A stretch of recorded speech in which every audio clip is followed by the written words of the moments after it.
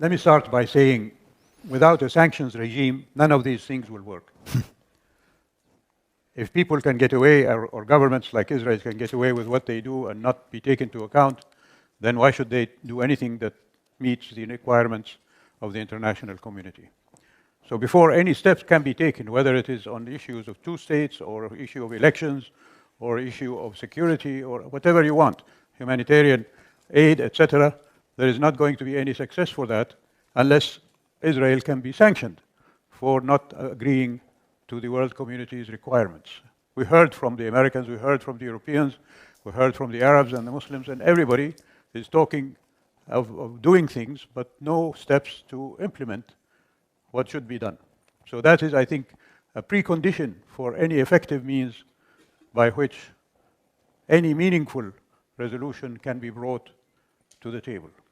Now, on the issue of offshoots of Hamas, someone asked about that. Well, we've seen the progression, as the Crown Prince mentioned last night.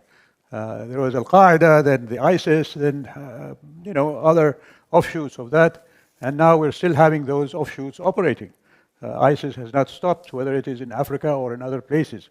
So this is what is going to happen there. And if Israel thinks it can wipe out Hamas, I think they are mistaken, and tragically so, because the price for that is the killing of more civilians in Gaza and in the West Bank.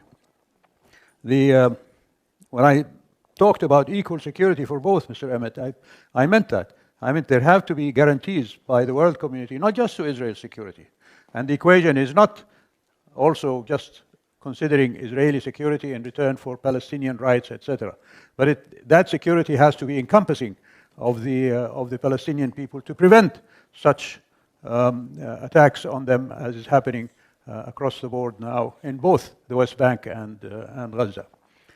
One-state solution, I think the Secretary General mentioned it, and I don't need to refer to it. But another issue on governance for Hamas, for Gaza, and the others.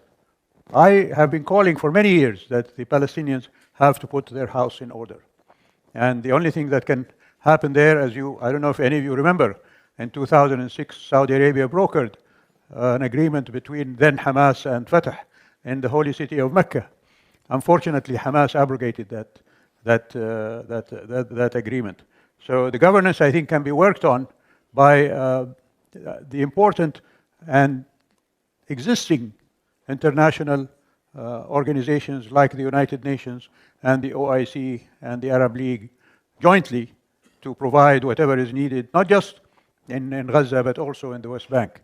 And from there as well, I think the stumbling block has always been Israel's resistance to accepting anything from such organizations, particularly the United Nations. So if the 5 permanent members can put their teeth into measures to force on the Israelis acceptance of such activity by the United Nations, then I think we can reach some sensible arrangements there. But it has to have the wherewithal, the political will, as the Secretary General said, to implement what is said. The second intifada and the first intifada resulted in bloodshed. And I think if you all remember from a year ago, when the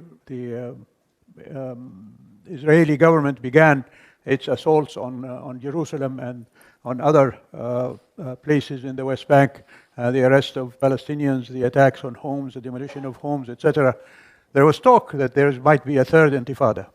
Well, the third intifada happened to be in Gaza, which was the Hamas attack on Israel.